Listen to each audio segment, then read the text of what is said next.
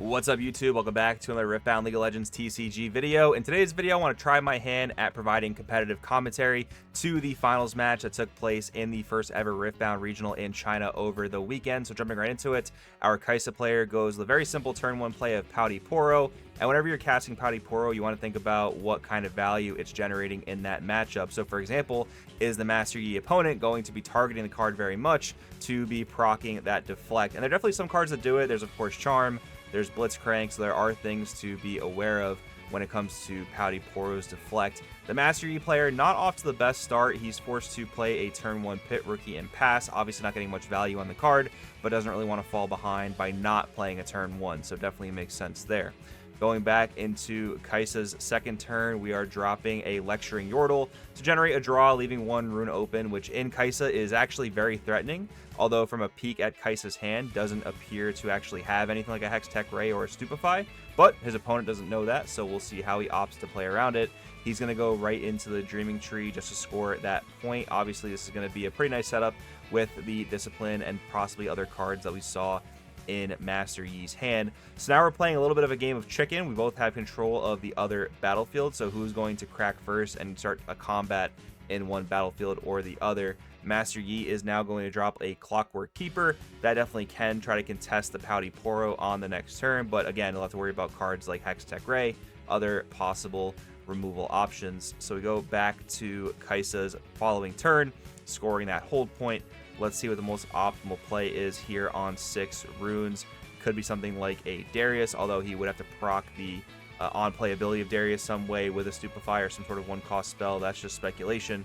Seems like he's thinking here on what the best option is. We are going to drop a unit. Let's see just what that unit is. It's actually going to be 2 copies of Ravenbloom Student. So quickly, this is looking a little bit troublesome for our Master Yi player, just because he's losing control of the board in terms of board dominance. Kaisa's just got way more established and way more quality units at that. So we have to see what the Yi player is thinking of doing to try to sort of dig himself out of this hole. We do see the Charm in hand there, but it's not the best against Pouty Poro. He can, of course, charm up some things from the Kaisa player's base, but how much value is it going to generate exactly? We'll see. I think the first thing he has to think about is how is he going to deal with that Pouty Poro, maintain control of both battlefields for as long as possible, and then try to play around those removal spells. He does have the On Guard to react, for example, to a Hex Tech Ray, so he's probably calculating that in his move as well. So it looks like we're throwing Clockwork Keeper up to the Pouty Poro, and it looks like they're just going to trade out there. No reason to use the On Guard, just get that battlefield cleared out. I am surprised, though, he doesn't go for any sort of battle buff, but actually he's going right into his Yi 7-drop. That actually makes a lot more sense as to why he didn't want to actually cast any spells in that battle, because he's just playing a higher quality unit with way more stats. So Kaisa, if he wants to deal with this, he's going to have to spend that Singularity in his hand, which of course feels great to use to kill that Master Yi, but feels a little bit less good to kill a lower cost unit like the Pit Rookie that we see in the other battlefield, but it might just be what he has to do. But that being said, with Master Yi only having 2 units in general, a Singularity here feels really good because you're putting Master Yi so far behind. I'm kind of surprised that Kaisa doesn't go for the Singularity here, but maybe he just feels like he doesn't need to invest the runes in it. So let's see what we have here from Kaisa. Oh, he's going to go ahead and cast the Acathian Rain. So that's going to basically accomplish the same exact thing. No real issues there. And it looks like the Yi player actually recalled the Pit Rookie, probably figuring it was just going to die way too easily to keep it up in the base. So yeah, we see the Acathian Rain with a new targeting system, targeting each thing a total of 6 times across the 2 units. We do have the Zhonya's Hourglass that's going to go ahead and save the Master Yi. That may just keep Master Yi in this game, to be honest. So we need to see what kind of value that's going to generate, because Kaisa has a lot of small units here. That Yi is coming into each battlefield particularly large. Oh, and that was on the Void Seeker battlefield as well, so that Master Yi just got super overkilled. Not that it really mattered, but if Master Yi had more units, like in base, for example, that Void Seeker would have gotten a lot more value because he would have only had to use 2 procs on it instead of 3. Going back into Master Yi's turn with, looks like 8 or 7 runes. Let's see what our main play looks like here. I have to say, too, look at the broadcast setup. This is incredible for Riftbound's first event. I just needed to make note of that because it's really incredible, the effort in marketing and just overall quality they're putting into this game. One of the reasons why I love it so much.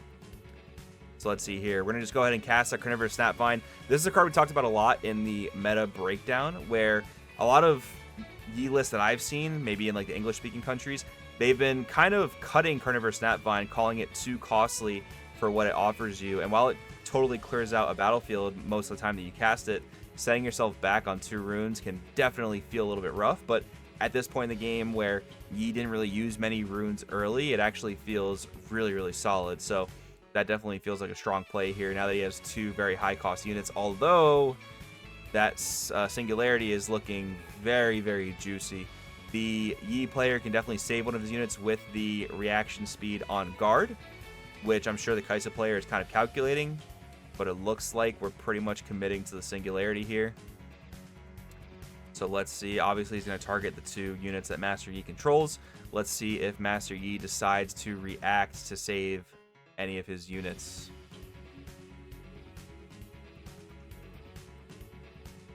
Looks like he's thinking on the Discipline, which I think makes a lot of sense because you have 2 runes open. You might as well use them. You don't know if you'll have 2 runes open on the following turn, and you get the draw off of it.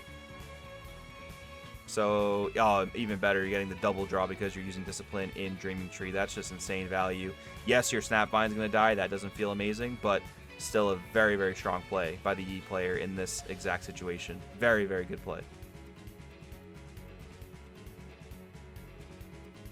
Pretty cool they're using actual like damage markers to indicate the pluses and minuses on the Master Yi unit. Looks like it has 6 damage assigned to it, and it's got a 2 might buff. And he's going to actually follow up with the Falling Star just to get rid of it. Definitely overkill, but I think the Kaisa player just felt like he needed to deal with that thing as soon as physically possible. And now with Master Yi having no units and Kaisa going to 5 points, this is definitely looking a lot more difficult for Yi to actually win this one. And we do see some very large units in Yi's hand, but we don't see those small units he would probably prefer to have right now because he just needs to get back onto the board. White Flame Protector is much better when you actually have units that are ready to go into battlefields. Obviously, they're able to just clobber just about anything in the battlefield. So his only unit being White Flame Protector, definitely not seeming super ideal. Oh, and this is actually pretty funny. He's casting a Discipline on the Ravenbloom student, his opponent's Ravenbloom student, just to draw. This is a play that I don't even think I would consider. Like, he's just digging through his deck trying to find something. He really did not want to cast that White Flame Protector for reasons I totally understand, and he did find a Pit Rookie, which is just seeming so rough. I mean, not seeing a Stalwart Poro in this matchup is just so punishing and so unforgiving. He's had to cast 2 Pit Rookies at this point for no actual benefit, so this is looking very, very favorable for Kaisa at this point. We see the Kaisa Survivor in his hand. That is more or less going to seal the deal. So we'll have to take a look and see what he's thinking. Because obviously if Kaisa tries to go and hold 1 point here, that's not going to win him the game alone. However, getting that 7th point and getting the draw is going to put a lot of pressure on Master Yi. Yi won't have a problem dealing with the Kaisa necessarily, but he may have an issue preventing Kaisa from actually winning the game. We do see the Thousand Tail Watcher in hand as well, so he's got several accelerate options, which with a Ravenbloom student in base, that's going to make winning the game next turn even easier. Looks like we're just casting the Thousand Tail Watcher, I think for 7. I don't think we're actually casting with accelerate. I think his main plan here is just prepare for the win next turn. And this is honestly a pretty perfect play because there's no reason to go in for the 7th point. It's just easier to try to conquer both battlefields on the following turn rather than take one now, go to 7, and try to hold. Because if you're going to try to win on that 6 or 7 point turn, either way, you need to conquer both battlefields. So you might as well keep your units safer in base. Of course, we know that Yi has access to Charm, and he does have it in his hand. So we'll see how the strategy works out for Kaisa, but I do think this is the best line of action to actually keep those units as safe as possible, force Yi to kind of deal with them proactively, rather than just letting him run them over in battle. So we see Yi go right into the Dreaming Tree. Looks like he's considering casting the White Flame Protector. I think he has 2 of them in his hand, which just looks a little bit bricky, but can't really help it in this case.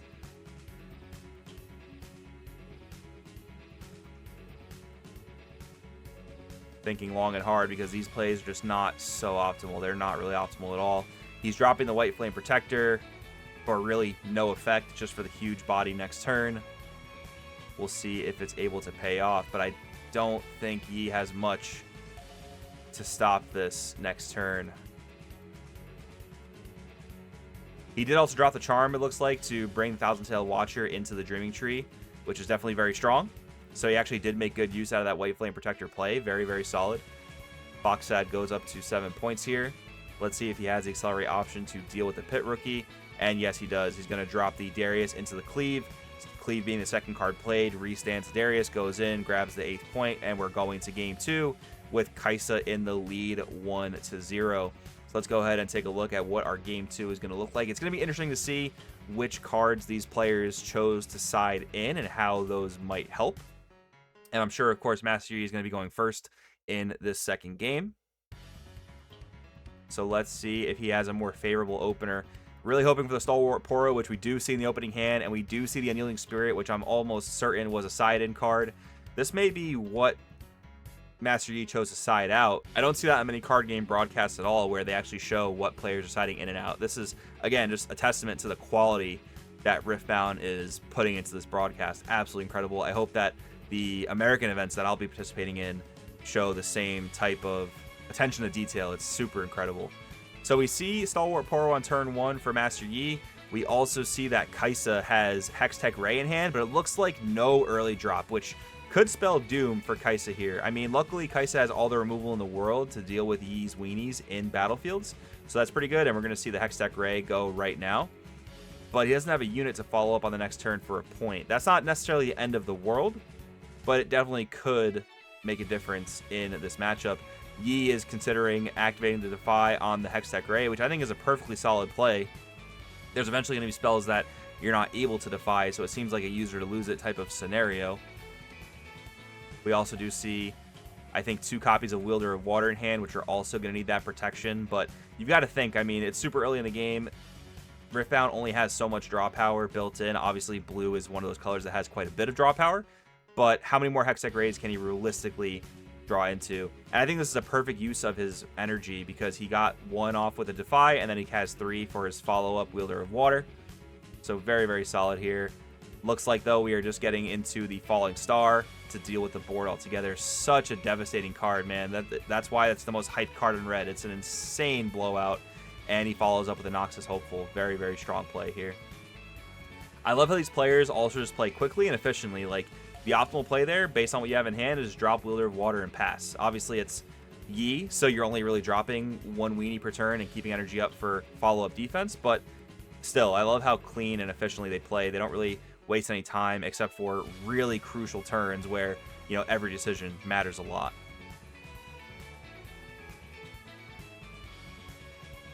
So we see Kaisa take a very early lead, 3 points to 0. Kaisa Survivor generating a draw. Again, Master Yi is just in the back foot. And I should have stated earlier, this is generally just a really hard matchup for Yi because Yi thrives in combat, and Kaisa plays around that by having every good removal spell in the world. So it really makes a difference here. We do see a Discipline dropped on Wielder of Water, which is going to protect it from most mid-battle interaction, mostly like Void Seeker. Surprisingly, though, I am kind of interested to see that the Yi player went with a Discipline earlier rather than waiting for something like a Void Seeker. I am a little bit surprised about that, but still solid for sure. And we see a Blitzcrank drop to bring the Kaisa Survivor over, and I believe we see the Kaisa player cast a Retreat to bring the Survivor back to hand rather than just letting it be killed. It's also going to ramp him a rune, so very, very solid play there. And I've seen a lot of people talk about how Blitzcrank is anti-synergy with Yi. The card is just way too strong to even think about that. Obviously, it feels a little bit worse because Wielder of Water also wants to be alone to get his own buff, let alone Master Yi's buff. But still, the card, it's just so solid in that situation you see there. You just removed Kaisa's entire board presence with Blitzcrank, and now any unit he wants to play to base is threatened by Blitzcrank every single turn. Such a strong card, one of Green's best units for sure. You definitely play it in Yi, even though it's technically sort of anti-synergistic with the leader. We see Darius Trifarian coming down for 5.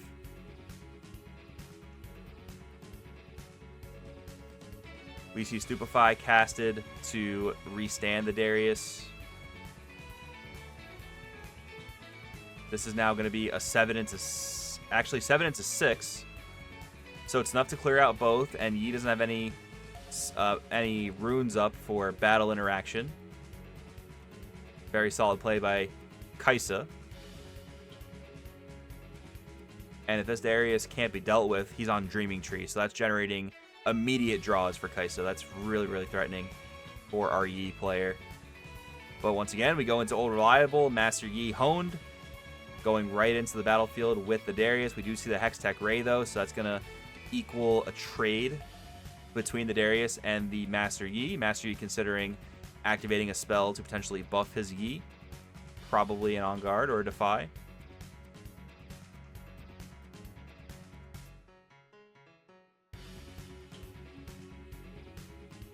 You can just see the deep calculations between these plays. It's really, really cool to watch. But I think the Defy... Yeah, the Defy just seems very, very crucial there. Actually, no, my apologies. It was Unyielding Spirit, not Defy. Serving an exactly similar purpose in this scenario, but still, different card. We see Kaisa dropping the Thousand-Tailed Watcher. Does not seem like he wants to allow Yi to get that hold and get those hold points and get those draws from Willow Grove. Dropping it by 3 might is going to nullify the Yi leader effect absolutely perfectly, getting him over by 1 might, I believe.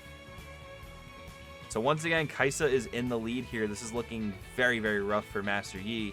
We'll have to see what he can cast in order to maybe try to inch back into this game. But I think he's in a similar spot to last game where he's just got a White Flame Protector and a Pit Rookie. And this White Flame Protector is actually coming in for no effect.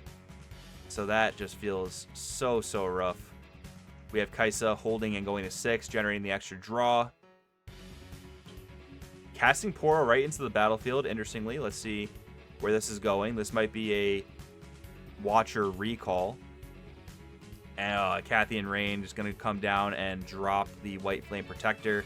Yi has no board presence.